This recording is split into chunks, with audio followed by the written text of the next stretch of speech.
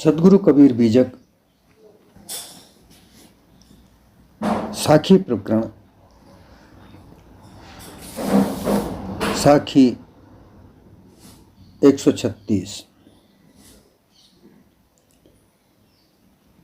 मन भर के बोइए घूंघची भर नहीं होए, कहा हमार माने नहीं अंतों चले बिगोए।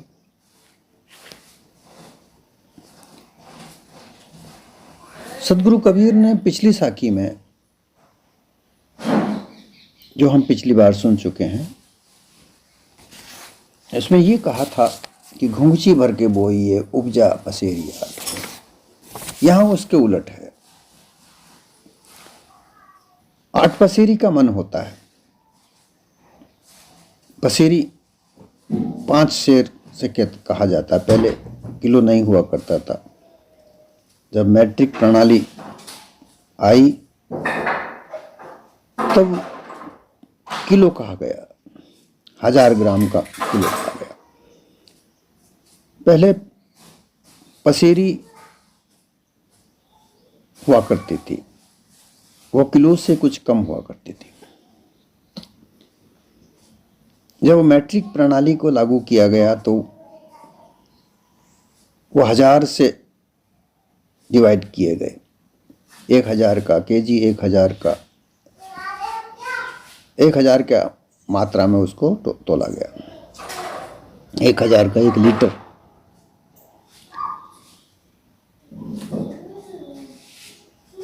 फिर 10,000 का 1 टन। इस प्रकार से जो ये भाव बढ़े तो उसमें जो मन 40 सेर का होता था, 40 सेर का होता था, अर्थात 8 पसेरियों का एक मन होता था। तो यहां ये उधर तो कहा था कि घुंघची भरकर बोइए उपजा पसेरी 8। वहां एक घुंघची बीज बोने पर 8 पसेरी का फसल हो रहा था। उसका जो भाव हमने समझा, यहां 8 पसेरी का बीज बो रहे हैं, लेकिन वहां घुंघची भर भी पैदा नहीं हो रहा है, कुछ फसल नहीं हो रही है। अर्थात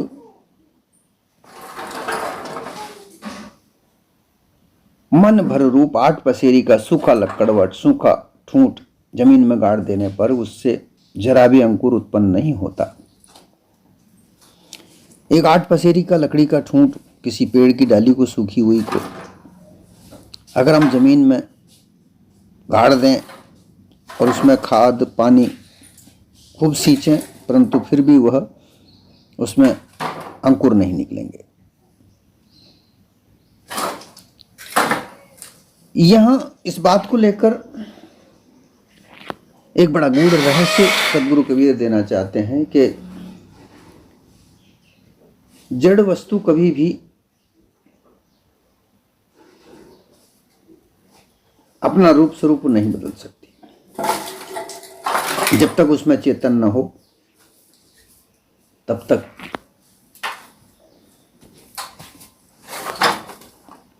नई रचना उत्पन्न नहीं हो सकती।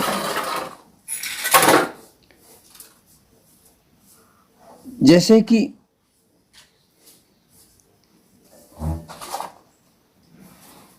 सूखे ठूंठ को जमीन में गाड़े, सिंचाई करे, पानी, खेत, खाद इत्यादि खूब दें, लेकिन उसमें अंकुर नहीं निकलता, उसी प्रकार से वह नष्ट हो जाता है।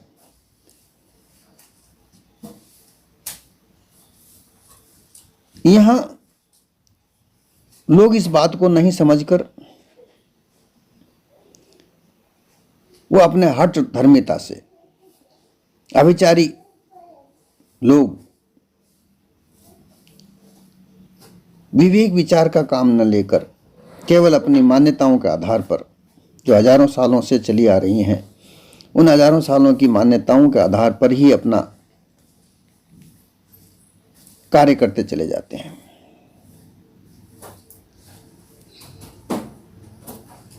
और उसका फल कुछ प्राप्त नहीं होता, लेकिन फिर भी वो नहीं मानते। अंत में जो जड़ देह है, 5 तत्वों से बनी हुई है जो शरीर है, ये एक जड़ है। इसमें जीव है तो ये देह कार्य करती है, अन्यथा नहीं करती। तो मन मर्जी से मन भर, अर्थात तो मन के आधार पर जो मान्यताएं बनी हुई हैं, मन में जो हजारों साल से पूर्वाग्रह हमारे चले आ रहे हैं, उन्हीं के आधार से मन के मत के अनुसार चलकर इस देह को नष्ट कर लेते हैं, बिगाड़ देते हैं। परंतु जड़ और चेतन का संबंध क्या है, वो कैसे कार्य करता है, ये समझ में नहीं आता। ना वो समझने की चेष्टा करते हैं। बस हजारों सालों से मान्यता चल रही है, तीर्थ व्रत में जाकर स्नान करना है, तीर्थ व्रत करना है, दान पुण्य करना है, तीर्थों में जाकर स्नान करना है, दान करना है, विभिन्न प्रकार के कर्म कांडों को करना है, बस इसी से कल्याण होगा। ऐसा हजारों सालों से जो चला आ रहा है वही वो करते हैं।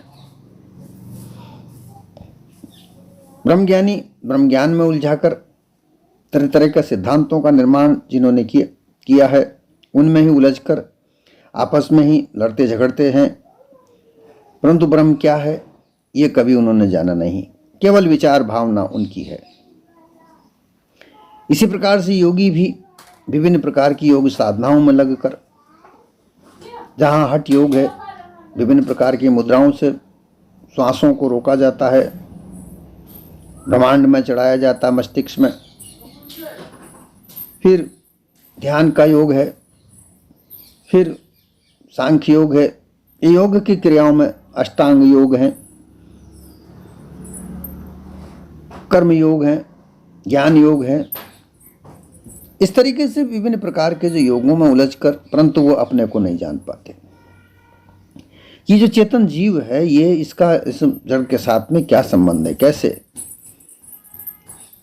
और जब तक इसका संबंध नहीं समझ में आता, तब तक सच्ची बात भी समझ में नहीं आती, और ये मानव जीवन वैसे ही निकल जाता है।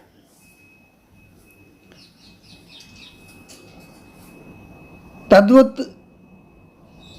मन भर से, मन के ऊपर यहां पर सारी बात टिकी हुई है कि ये मन जो भी करता है, जो मन करता है, 8 पसेरी का जो मन कहा जाता है, जो 5 तत्वों 3 गुणों से मिलकर 8 पसेरी कही जाती है। 5 तत्व के साथ 5-5 प्रकृतियां हैं। इन 5 प्रकृतियों के आधार पर 25 बनती हैं, और इसी प्रकार से 3 गुणों का भी 5-5 आधार बनते हैं। इस प्रकार से 40 होता है, और इन 40 के आधार पर 40 किलो का एक मन कहा जाता है। तो जो भी आधार है मन का, वही इस संसार में फैला हुआ है।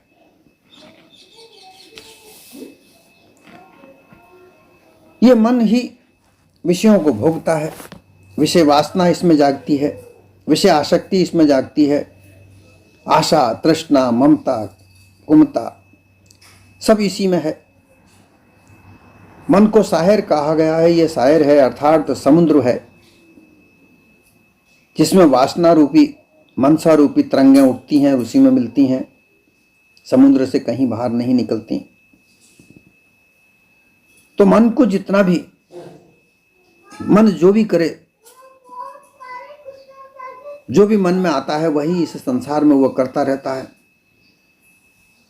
परंतु फिर भी उससे कोई फल प्राप्त नहीं होता है, अर्थात कोई, वो मन खेती ही करता है,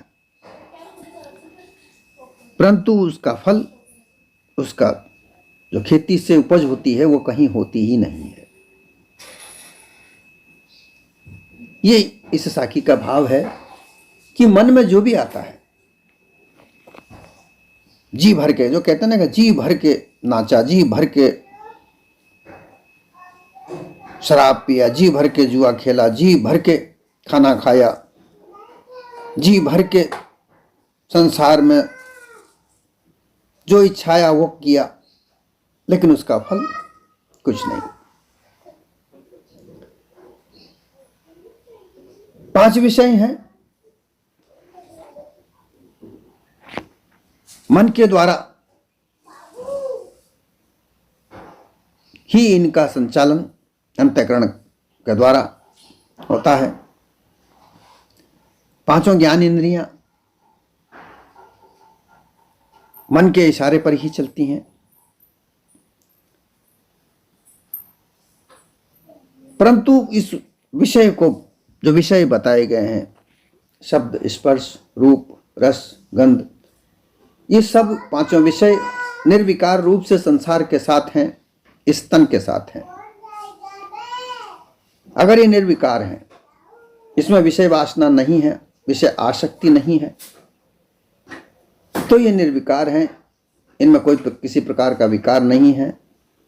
ये विकार रहित रहने से कल्याणकारी हैं, क्योंकि इनके बगैर मानव जीवन चल नहीं पाता।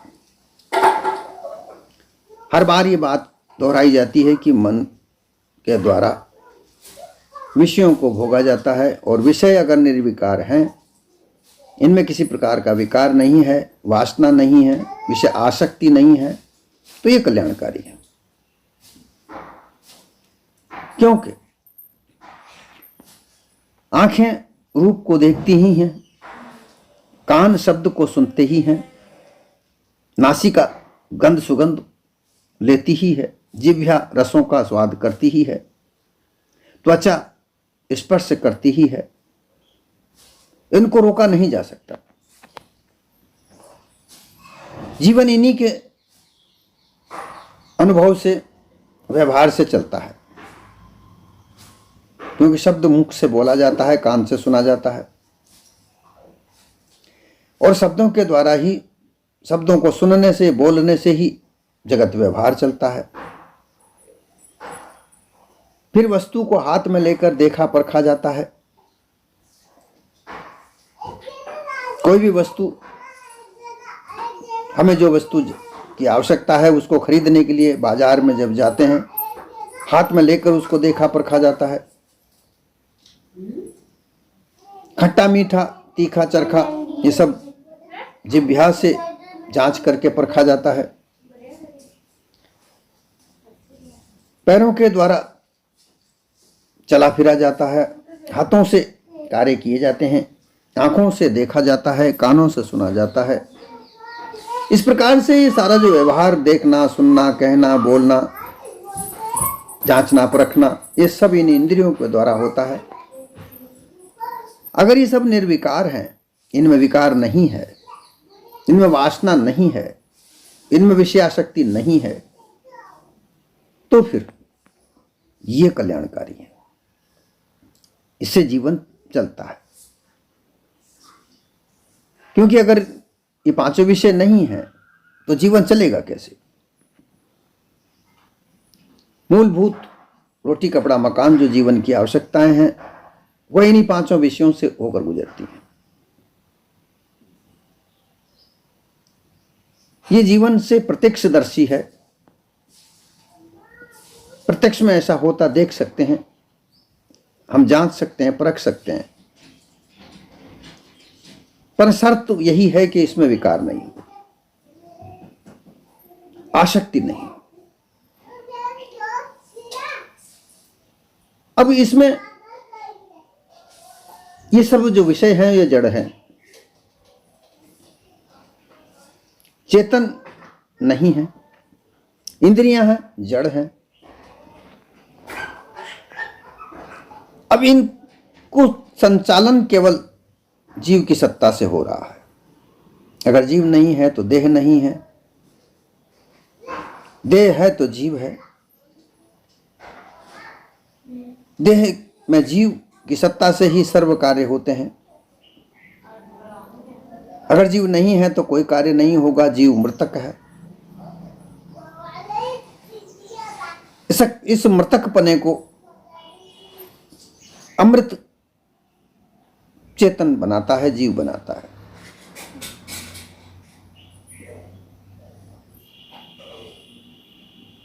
जब कोई व्यक्ति बीमार होता है, बेहोश होता है, डॉक्टर से चेकअप करवाया जाता है, तो जब तक उसमें जीव होता है तब तक वह उसको मृतक नहीं घोषित करता, वह अमृत है। और जब ऐसी स्थिति आ जाती है कि जीव नहीं रह जाता, तो डॉक्टर से चेकअप किया जाता है, तो डॉक्टर कहता है कि यह मृतक है, क्योंकि चेतन की सत्ता वहां नहीं रही।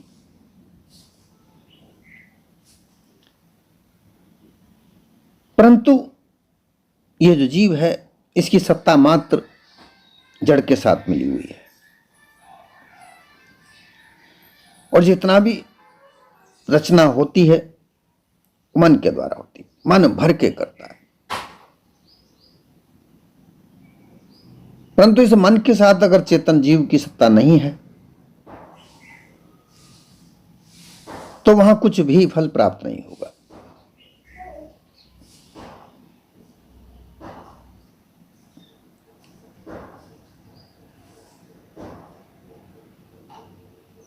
इसमें यह बात जानने की द्वारा है कि सब कुछ जीव की सत्ता के द्वारा ही देह बनती है। ये जो देह भी बनती है तो जीव की सत्ता से ही बनती है। यहां सदगुरु कबीर के कबीर परिचय की साखी नंबर 241 में जो कहा है कि जो जीव होता बिंद ही तो कहे विचार कबीर, संगति करते शक्ति सो तब ही तजत शरीर। बिंद अर्थात वीर्य भी जड़ है।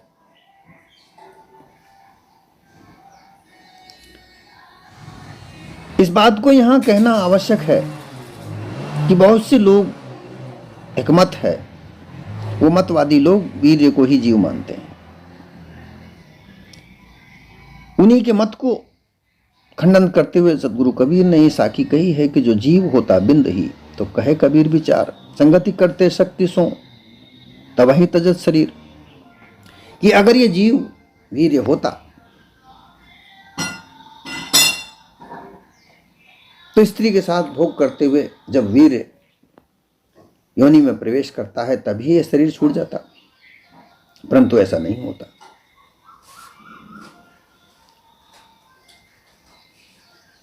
परंतु इसके मायने ये नहीं है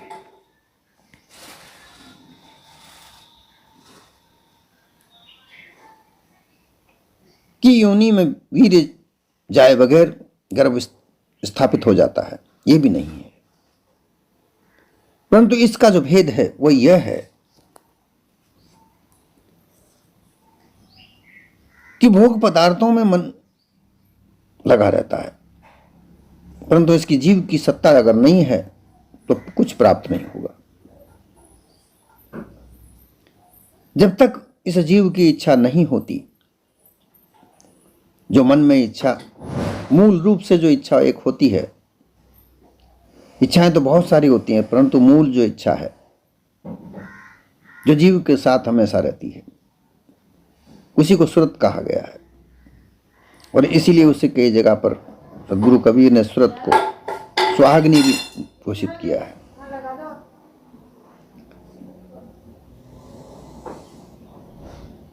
वही इच्छा अगर जब तक नहीं है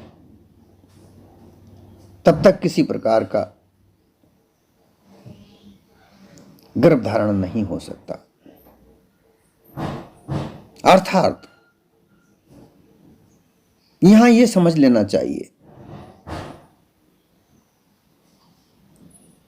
कि स्त्री पुरुष तो भोग तो हमेशा करते हैं, परंतु केवल मन भर के भी करते हैं। तरह तरह की स्त्रियों के साथ नए नए संबंध बनाते हैं। ऐसे कई कई लोग ऐसे हैं जो नित्य नए संबंध बनाते हैं, परंतु वहां चेतन स्वरूप जीव की इच्छा नहीं होती, मात्र मन की ही लालसाएं होती हैं, विषय आसक्तियां होती हैं। ये विषय आसक्ति का कारण है। जहां वासनाएं हैं, भोग की आसक्तियां हैं, वहां मन अपने मतवालेपन से, अपने पागलपन से, वो मनोरंजन की दृष्टि से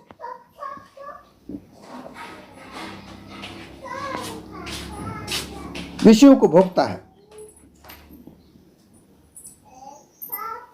परंतु जब उसको इच्छा होती है, वो इच्छा से कभी भोग करता है और उस वीर्य में उसकी इच्छा प्रविष्ट हो जाती है, तभी गर्भ धारण हो सकता है। ये बात बड़ी समझदारी से समझने की है कि लोग भोग करते हैं, स्त्री भी तैयार होती है, पुरुष भी तैयार होते हैं, और उनका केवल एक लक्ष्य मनोरंजन का होता है, मन को बहलाने का होता है, मन की वासनाओं को शांत करने का होता है, आसक्तियों को शांत करने का लक्ष्य होता है। परंतु वहां इस प्रकार के भोग से किसी प्रकार की गर्भधारण नहीं हो सकता। इसीलिए कई तरह के प्रयोगों में यह प्रयोग भी समझाया जाता है। जब किसी गृहस्थ जीवन के स्त्री पुरुष को बच्चे नहीं होते तो उन्हें यह समझाया जाता है कि आप जब भी आपस में मिलो तो शुद्ध मन चित्त बुद्धि से मिलो, एक दूसरे में अपने आप को लगाकर भोग में प्रविष्ट हो। मन कहीं और जगह नहीं लगना चाहिए। ऐसी स्थिति होने पर जहां भोग की वासना न हो, वासना मात्र न हो, आसक्ति न हो, तब यह कार्य सिद्ध होता है। इसीलिए कहा गया कि मन को खूब वो, अर्थात मन भर के खूब भोग पदार्थों का भोग करो, परंतु उसका प्रतिफल कभी नहीं मिलेगा।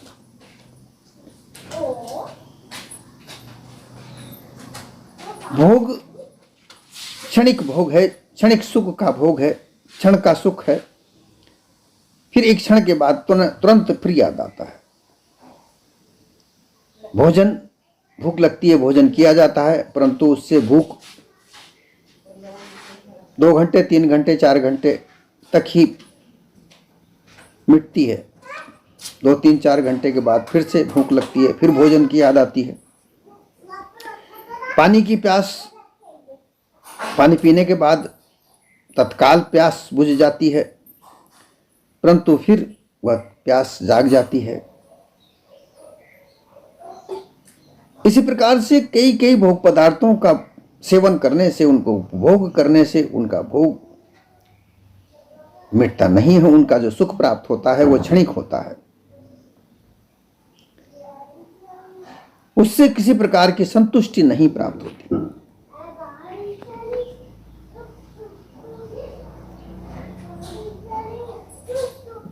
तो जब तक मन भर के खूब भोग पदार्थों का भोग करे, संतुष्टि नहीं मिलती। परंतु जब तक इसको क्षणिक सुख को त्याग करने, क्योंकि भोग विषयों का तो भोग होता ही रहता है, व्यवहारिक रूप से होता ही है, परंतु इसे विषय वासना की वस्तु न माने, इसे व्यवहारिक मानकर चले।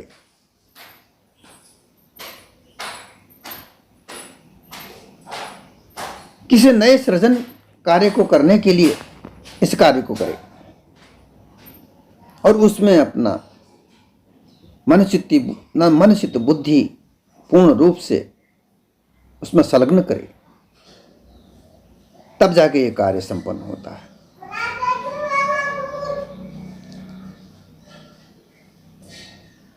विभिन्न प्रकार की मान्यताओं को मन में भर के,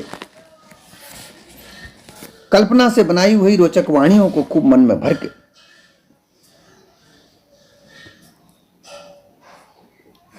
लोग खूब चैतन्य तत्व का प्रकट करते हैं, तत्व ज्ञान करते हैं, ब्रह्म ज्ञान करते हैं, ईश्वर ज्ञान करते हैं, परंतु ना तो उन्हें कहीं ईश्वर की प्राप्ति होती है, ना ब्रह्म की प्राप्ति होती है, ना परमात्मा की प्राप्ति होती है, ना ही कर्मकांड तीर्थ व्रत में जाकर स्नान ध्यान करने से किसी प्रकार का सुख उन्हें प्राप्त होता है, क्योंकि सब मन में भरी हुई पूर्व से ही समाई हुई मान्यताएं हैं जो कि सच्ची नहीं है।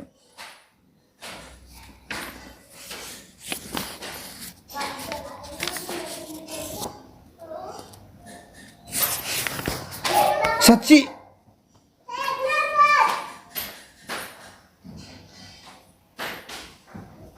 धारणाएं तब प्राप्त होंगी जब हम जड़ और चेतन के भेद को समझ पाएंगे।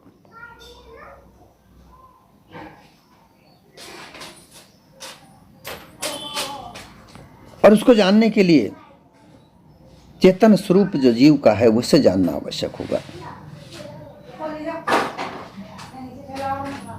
और उस चेतन स्वरूप में स्थिर हो के रहने की आवश्यकता है।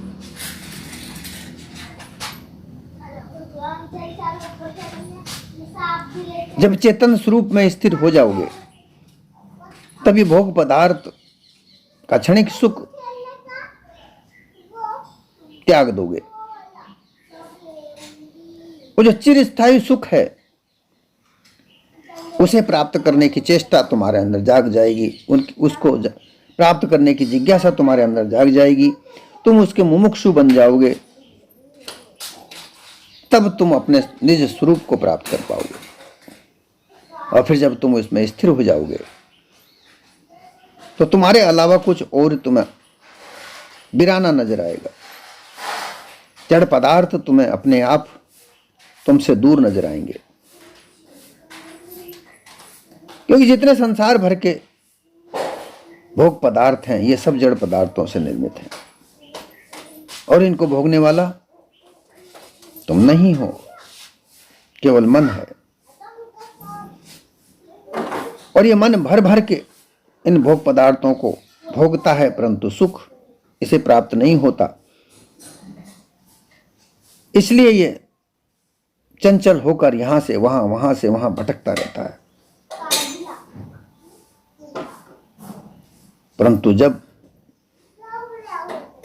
इन सबको त्याग कर, क्षणिक सुखों का भोग त्याग कर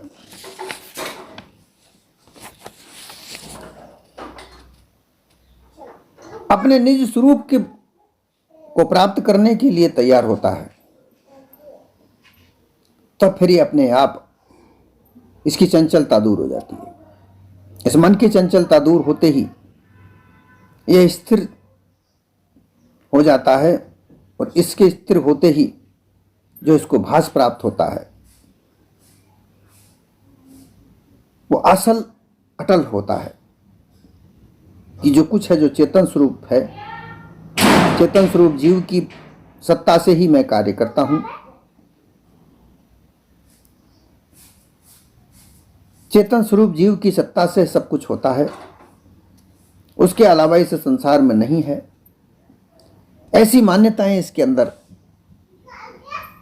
उजागर होने लगती हैं, जागृत होने लगती हैं, स्थित होने लगती हैं, और ऐसी स्थिति प्राप्त करने के बाद ये फिर निर्विकार स्थिति को प्राप्त करता है। उस निर्विकार स्थिति को प्राप्त होते ही मन खाली हो जाता है, मन भर भर के भोग करने की स्थिति समाप्त हो जाती है। वहां फिर इसमें किसी प्रकार की कोई इच्छा नहीं रह जाती, लालसा नहीं रह जाती, मनसा नहीं रह जाती,